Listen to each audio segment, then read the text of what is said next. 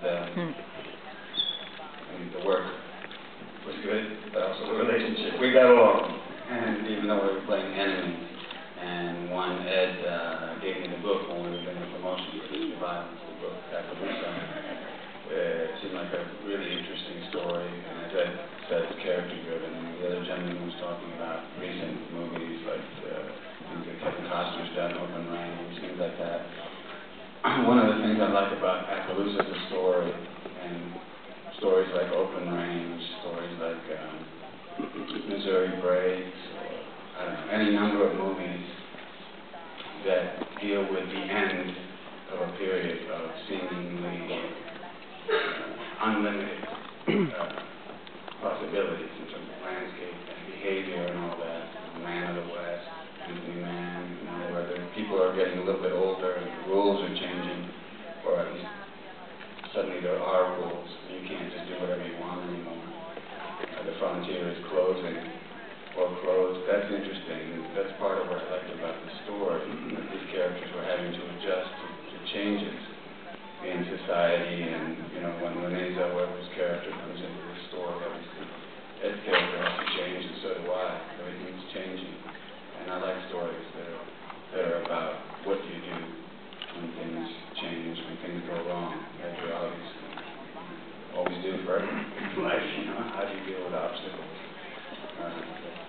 One of the most interesting things to me about storytelling, and I knew that, you know, Ed having done such a great job directing Pollock, and having worked with him as an actor, I knew he would pay attention to detail. You know, what makes him such a fine actor is the same thing that makes him such a good director. He pays attention to absolutely everything that's going on at all times. You know, when we were shooting, he didn't miss anything. He was very careful about detail. And I knew it would be interesting. I would have a lot to react to.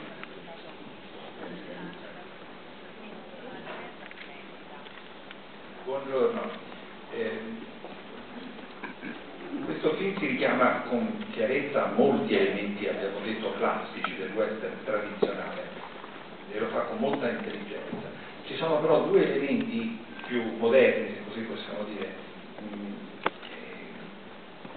Uno è senz'altro l'ironia, che sembra in qualche modo riagganciarsi alla tradizione lanciata dal nostro Sergio Leone.